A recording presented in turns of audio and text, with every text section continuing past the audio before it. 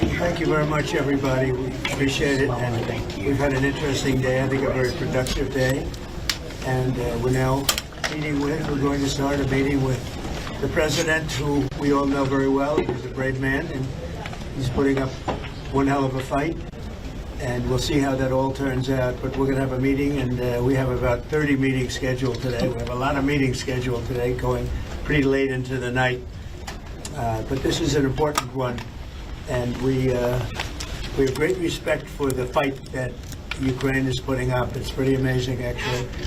So, Mr. President, please. Thank you so much, Mr. President. First of all, thank you for this meeting. Thank you for your personal efforts to stop this war just now, Mr. President. And I have to say that just now our first ladies of Ukraine, first ladies of the United States, Yes. just now we'll have a meeting about Ukrainian children. Thank you for Melania's personal involvement to this topic. And this is very important. I will brief Mr. President and his team what's going on the battlefield. We have good news. Of course, we want to stop the war, and with your help, possible. And it's good that our soldiers occupied 360 kilometers this month. And of course, we will speak about how to finish the war and about security guarantees. A lot of what to discuss. Thank you. Would you like to say how you're doing on the battlefield? Yeah. Please. Yeah. So thanks to our soldiers and to possibility to pearl the program of NATO countries. By the way, thanks to the support that they can buy a weapon from the United States. So our soldiers this month they occupied 360 kilometers, and they encircled 1,000 soldiers. And of course we want to exchange, because we need our soldiers in any case. But thanks to our soldiers, we have this possibility, this opportunity, and we will continue until Russia will stop this war. And I hope that they will stop in any case. We know that the economy of Russia is not doing well. So with this, during this war, we need more pressure and more sanctions. And I hope with the United States, first of all, and Europe, but we support, Mr. President, your idea, and I want to discuss it, how to stop some countries from Europe, to stop them to buy Russian oil and gas. Yes. I had conversation, by the way, with President of Slovakia, Prime Minister. We had a good conversation. I think that they need some alternative ways that they will support this idea. I'm not sure that Hungarians are ready, but everything is in the future. Thank you very much. Thank you. Any questions? Mr. President, do you think that NATO countries should shoot down Russian aircraft if they enter their airspace? Yes, I do. Mr. President, any update on your talks with President Putin, and do you still trust him?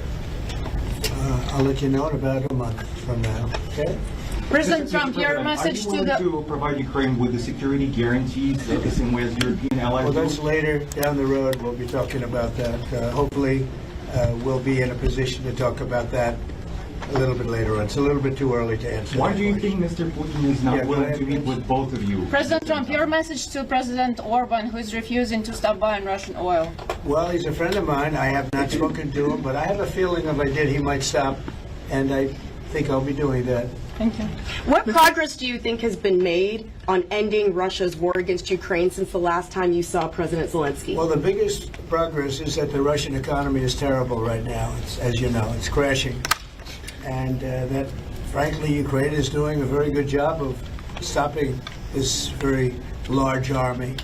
It's pretty amazing. You know, this is a war that should have ended in 3 days, 4 days. People said it was going to be very quick, and you got to hand it to the Ukrainian soldiers and everybody involved. It's still going on, and that's not a good thing for Russia. This was supposed to be quick, and so, you know, Russia doesn't look very distinguished, having taken 3.5 years now, right? It's about 3.5 years of very hard fighting, and it looks like it's not going to end for a long time. Mr. President, have you been briefed on the latest alleged drone incursion into Denmark? What do you think of that? And Where are they? Into Denmark, Copenhagen. Denmark is saying that there were some drones that shut down an airport, possibly Russian sabotage. What's your response to that? Will the U.S. have a material Well, I response have to that? no response until I find out exactly what happened. I know about it, but they don't know what happened. But we're going to find out very soon. Sir. Would you back up NATO allies? You said that you thought that they should shoot down the Russian aircraft. Would you back them up? Would the United States help them out in some way? Depends on the circumstance, but we're very strong toward NATO. NATO has stepped up. When they went from 2% to 5%, that was great unity. Trillions of dollars is being pumped in, and they're paying us for the weapons that we send. But that was a big day. Nobody thought a thing like that could happen. You had countries that weren't paying 2%, and now they're all paying 5%. That's a lot of money. It's a lot of weapons they're buying, and they're buying them from us. They're buying them from the U.S. In the old days, Biden gave them everything, gave them $350 billion worth of money and weapons. It's a lot of money and a lot of weapons, and we got really not much for it. We gave the money to Ukraine to fight, and they've proven they're very brave. I mean, look, they're fighting, and this is a war going on 3.5 years, and people thought it would be over quickly because Russia's a big military power, and Ukraine, I tell you, they are good fighters. Got to hand it to them. They have a lot of courage, a lot of guts. Thank you very much, everybody. Thank you. Thank you, guys.